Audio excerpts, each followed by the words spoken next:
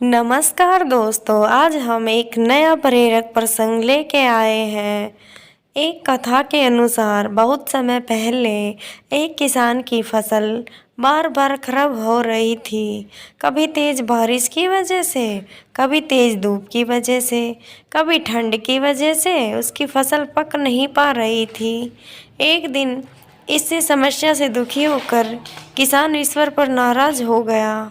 वह भगवान को लगातार कोस ही रहा था। तभी वहाँ भगवान प्रकट हुए। किसान ने भगवान से कहा कि हे भगवान, आपको खेती की बिल्कुल भी जानकारी नहीं है।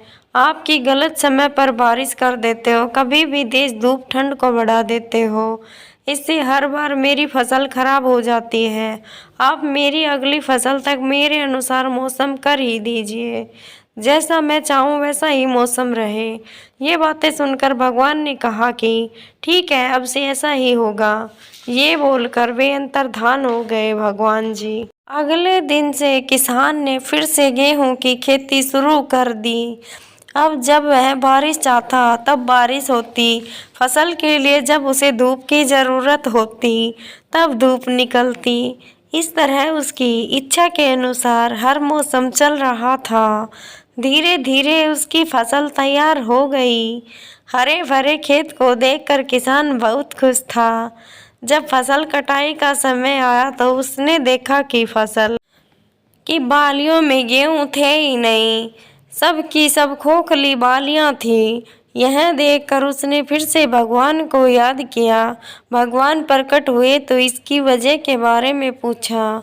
भगवान ने कहा कि तुम्हारी फसल ने बिल्कुल भी संघर्ष नहीं किया, इसी वजह से ये खोखली हो गई है।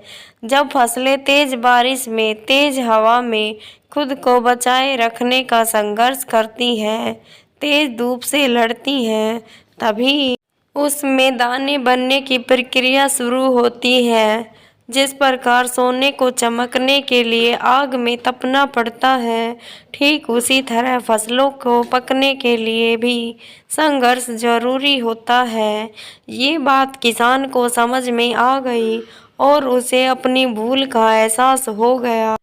कहानी का सार भी यही है कि जब तक हमारे जीवन में बाधाएं नहीं आती हैं, तब तक हमारी प्रतिभा में निखार नहीं आता है। बाधाएं ही हमें साहसी बनाती हैं। परेशानियों की वजह से ही हमारा सही विकास होता है। दोस्तों, इसी तरीके के नए मोटिवेशनल प्रेरक प्रसंग सुनने के लिए हमारे चैनल को लाइक सब्सक्राइब ज़रूर करें।